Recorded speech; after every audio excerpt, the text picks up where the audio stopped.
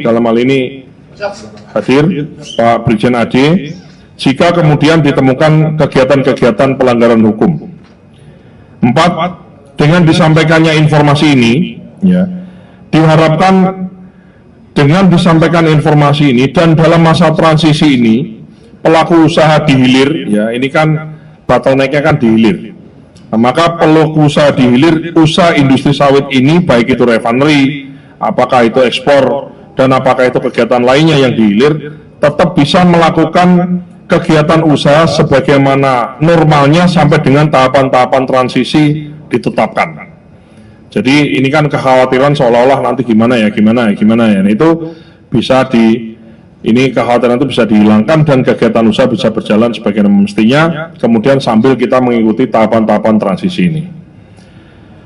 Diharapkan setelah diumumkan ini, terjadi penyesuaian harga pembelian TBS. Kami mohon kepada pelaku usaha PKS, pabrik kelapa sawit di seluruh Indonesia. Kami sudah mengidentifikasi ada 139 pabrik PKS yang tersebar di seluruh wilayah Indonesia ini yang menurunkan pembelian harga TBS-nya. Kami harapkan untuk setelah ini itu kemudian didukung oleh hilir, ya di bawahnya lagi itu kemudian menyesuaikan ketidakpastiannya jadi pasti, ketidaktahuannya jadi tahu, kemudian kekhawatirannya jadi kemudian tidak khawatir lagi. Maka diharapkan terjadi penyesuaian pembelian TBS sebagaimana harga acuan CPO yang ditetapkan di wilayah masing-masing.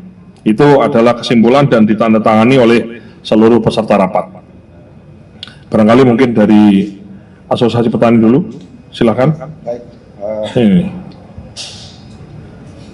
Baik, saya mewakili teman-teman petani sawit yang hadir pada rapat ini mengucapkan terima kasih kepada Bapak Menteri Pertanian, dalam hal ini Bapak Wamen, dengan gerak cepat sigap mengatasi masalah ini, dan tentu harapan kami peristiwa ambruknya harga TBS kami bisa segera pulih sembuh setelah ada pertemuan ini, dan korporasi sebagai perusahaan yang menerima TBS kami juga melihat petani sawit bagian tidak terlepas dari program Astacita Bapak Presiden Prabowo, dan ini adalah untuk kepentingan Indonesia. Terima kasih.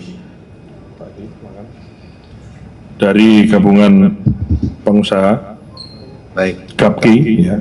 Terima kasih. Kami mengucapkan terima kasih kepada Pak Wamen telah mengundang kami bersama Asosiasi Petani.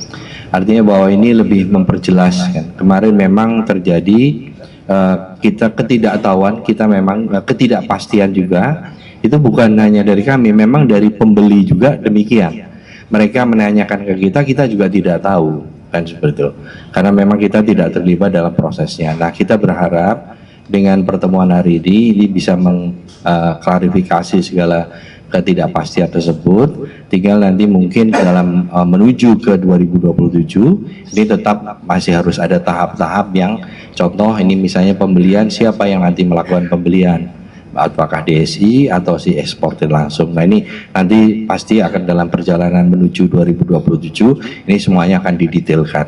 Demikian, terima kasih atas undangan ini.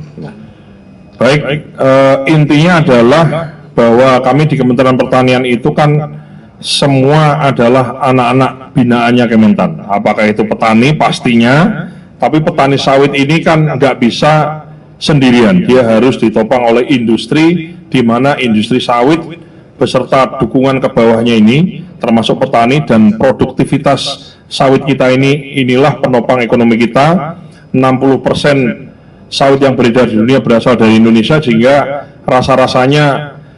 rasa-rasanya ini harusnya baik untuk kita, kebijakan ini baik untuk petani, baik untuk pengusaha. Hanya masa transisi dan kemudian banyak efek psikologisnya ini kemudian bisa kita jelaskan, dan tahapan-tahapan transisi dan lain-lainnya tentu saja pasti pemerintah tidak mungkin mengorbankan kepentingan ekonominya, tidak mungkin mengorbankan petaninya, dan tidak mungkin mengorbankan industrinya, karena tidak ada petani yang bisa jualan kalau industrinya tidak bisa kita dukung.